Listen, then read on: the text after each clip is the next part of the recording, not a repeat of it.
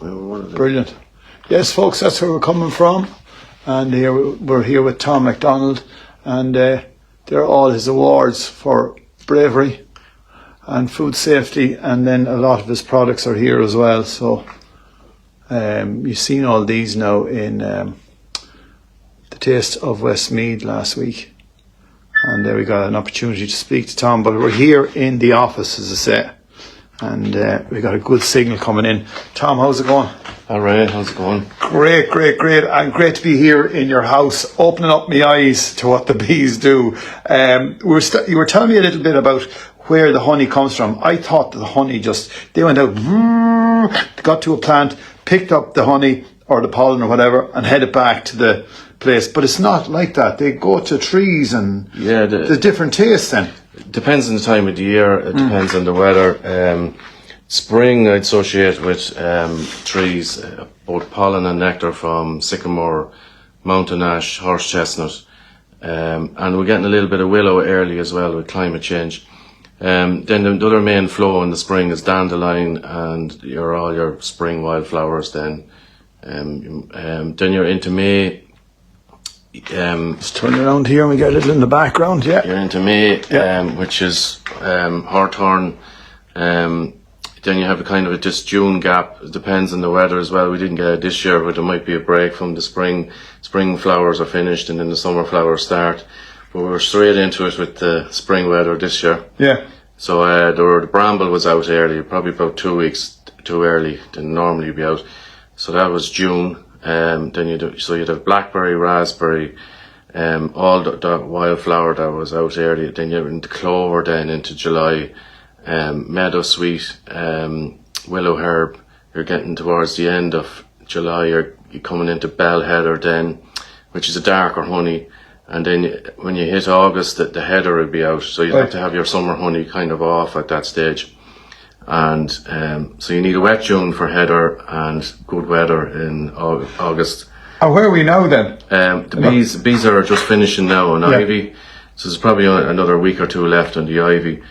But the temperatures are dropping now fast. It's the middle of October, so we don't really go near them now. Like whatever honey they have, we leave that with them over winter. Like we don't feed the bees here. Like we always leave them with whatever they have. Now you'll start up again when in spring? In spring. Like around what time? As soon as it's a good day in March, we'll open the hives, see what came through the winter. Hopefully they'll all come through and. Like, what do you mean come through? That they're all still alive, or that everything, they're still making honey, or the queen is there? Or we have a viable laying queen that she's laying fertile eggs. And is it hard to get a good queen, like, or do you go looking, do you buy one in a shop, or like, how does that work? Part of the Native Irish Honeybee Society, so there is a queen rearing group that we're trying to raise queens for beginners and for anybody new starting beekeeping. Supply them with a Native Irish honey queen. So it's an art in itself, queen rearing. So the queen rearing would really start probably towards the middle of May. And would she be big money now, that queen? We usually end up kind of just supplying people without making that now. It's one of the most interesting things about beekeeping is raising your own queens. Yeah. So maybe you might get €25 out of it or €40, like after all the effort. And it's not, you're not in it for money, like you're just in it for the addiction. The addiction, exactly, and the passion. How did it start off for you? Like, how did you get involved? I reckon beekeeping well over 20 years. I was doing initially doing bees with my dad, right? And I think my grandfather had bees, even though he was passed away after I was born. But there used to be a little hive down the garden, like, and there was no roof, and I could see all these frames. I didn't know what it was at the time. Yeah. But I was into DIY and that too, and back then you had to make your own hives. Now you can get them in from anywhere. Okay. So there was I liked a little bit doing a little bit of timber work and that, like, so it kind of fitted into everything.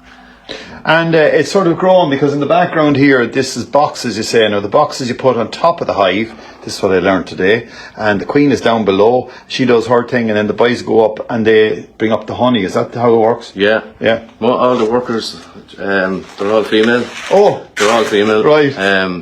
So there's a grid that sits on top of the brood box where the queen is. She can't pass through that grid. Her abdomen is too big. The worker bees can pass through it. So any box you put on top of that grid, like, it should be just stored with honey. And what about the lads then? What do they do? The lads, the lads have only one function, Ray, if they're lucky. Oh, right. They're just to mate with a new queen, Right. if they're lucky. That's And it. That's it. Like, But have they a flying job at all, or? no, they consume an awful lot of resources. Like, they consume an awful lot of food. They're a bigger bee than the worker bees.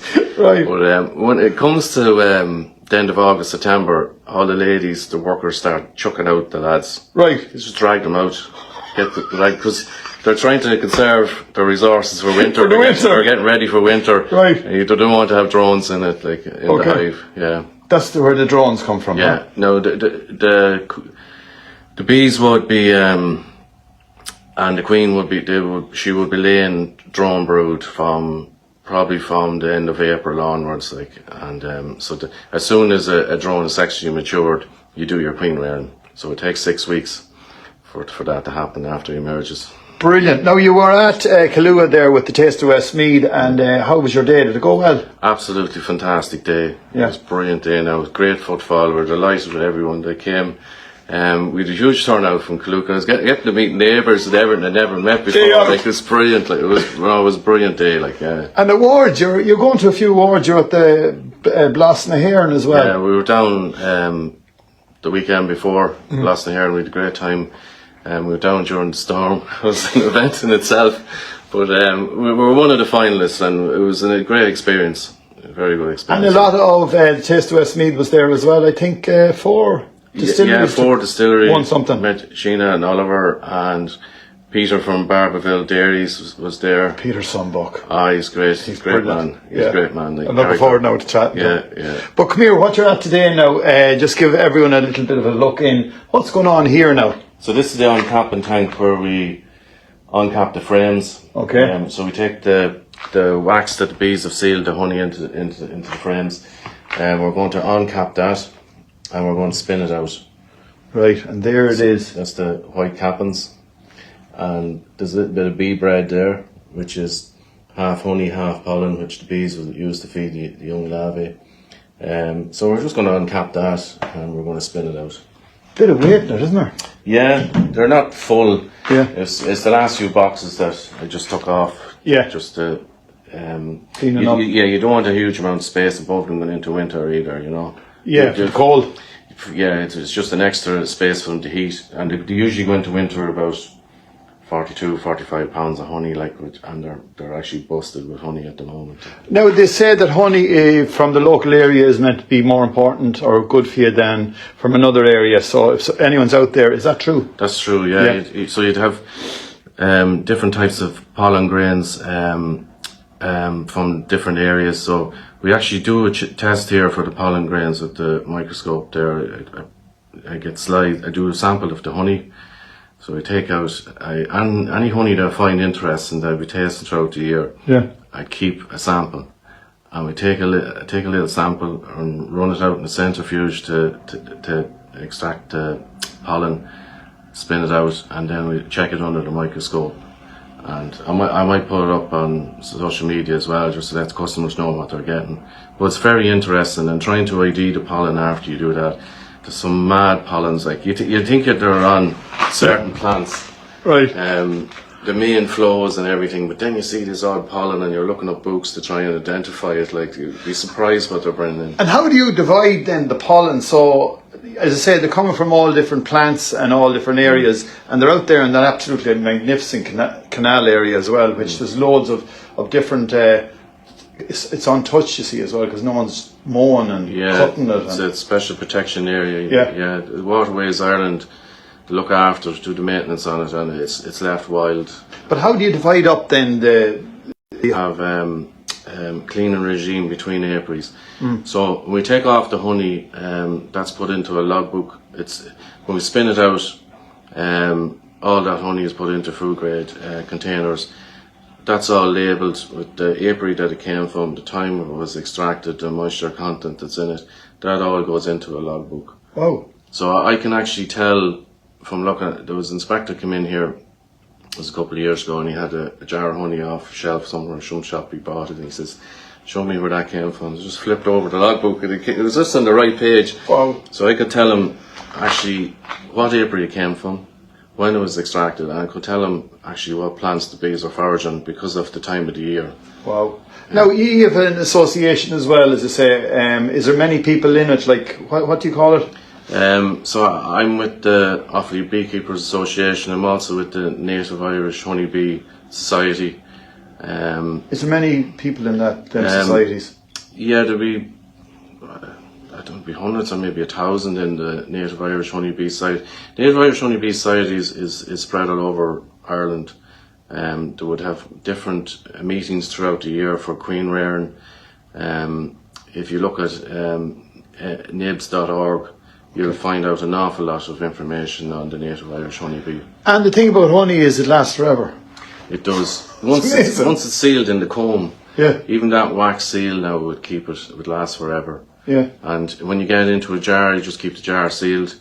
You can draw in moisture, like just keep it sealed, like it will last forever. Because it goes back hundreds and hundreds and hundreds of years, yeah, like honey in Ireland, yeah. like, back to the wolves. Back to the bulls, and yeah, even the Egyptians had honey stored, and it was perfect when they found it, yeah. Amazing. Yeah. Well, there you are, folks. We could talk all day, and this man could definitely talk all day. We're coming to you from Killucan Honey, and he's situated just outside Killucan. I think he's very close to Kinnegad and Killucan, but we won't debate that. Now, if someone wants to get your honey, how do they get it? So it's in several, well, we've an honesty box outside. Oh, right. It's along the canal there. Yeah. So if that was too far for people, they can get it in Johnny Quinn's Butchers in Kinnegad, Mullingar Pewter, Fox's Fruit and Veg, the new Spar shop that's in Killucan Village, Declan Weir's shop in Raharney, Good. AJ's newsagent there in Carterstown. And as well as that, if you go to their Facebook page, go on the WhatsApp, ring him on the WhatsApp, and he'll have the honey for you. Thanks a million, Tom. It's a pleasure to meet you, and what a legend, folks. He is a legend, and he's got the best bees in the country. We'll just put you back to the bees. Here you go. Now, would you do a bit of spinning there for me? And I'll, there you are, folks. That's the Irish honey. Honey. That's the bear used to say. Honey. And all the little goodies. And the honeys. My light is on there as well. Yeah. So there's it. Now.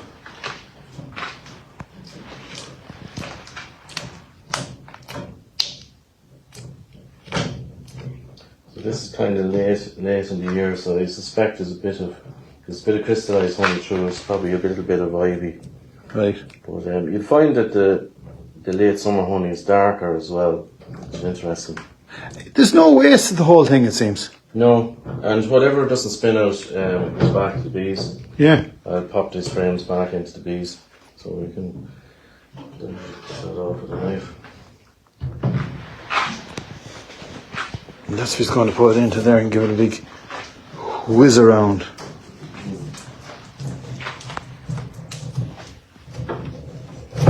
So we've better frames than this. So would you mind, everything is sticky, do you mind that?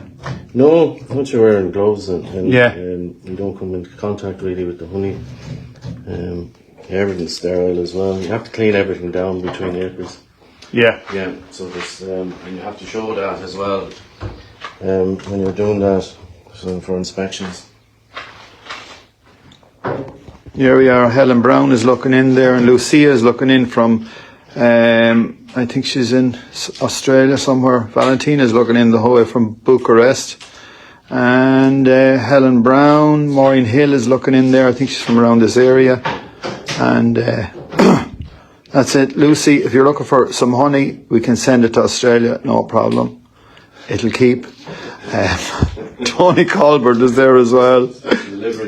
Special delivery. Thomas Annie Bridley is there as well. Oliver Fitz, I think, is looking in from Australia. Queen Abal is there looking in from Holland. And Kevin John is there, brand new guys. A lot of new people on. Sheila Slevin is there as well. And Francis Lyons is looking in there for Ballycarrigy. And Jenny O'Malley is there as well. And what a gang of people.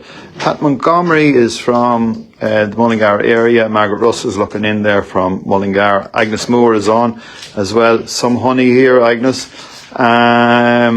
Francis Lyons says good morning. And Margaret Russell says she shared her post, so appreciate that. And if you're looking for more information, go to Killucan Honey on their Facebook page. And it's like a science lab here at the moment, folks. I don't know. There's so much to it you wouldn't believe. That's all the gang we can see. Don't forget, folks, if you want to share this with your friends, just hit the share button. Joe Clancy's there as well. Haven't seen you in a while, Joe. He's always on the canal. Great Dublin man. And Helen Brown. I will buy the honey, says Lucy Williams in Australia. Well, there you are. You have all the information, Lucy. And we're filling up the pot here. And the honey will go down there, so you can see some of it dripping down there already. So is this a heated machine as well? No, we don't heat the honey, Ray. We never heat the honey. So you spin it out of it? We spin it out of it. And it's only coarse filtered as well. Right. It's not fine filtered. Okay. So we want all our customers then to get all the pollen and the populace that might be in the honey. Populace is very, very important. Very important. Bees use populace like a pharmacy. It's their own pharmacy, and no one knows that. No. Coat inside of the hive with populace, then they might have some deficiency, or they might some ailment. Yeah. And they might treat that with populace. And they might go for forage on Pacific plants as well. That might assist them in their health. Brilliant. We melted beeswax in linseed oil and vinegar mixed for sealing and treating timbers. Yeah. That was Joe Clancy. Good man, Joe. Thanks for that. Heritage work, he says. So there you are, folks. We're here with the man himself. Bye for now, and thanks for looking in.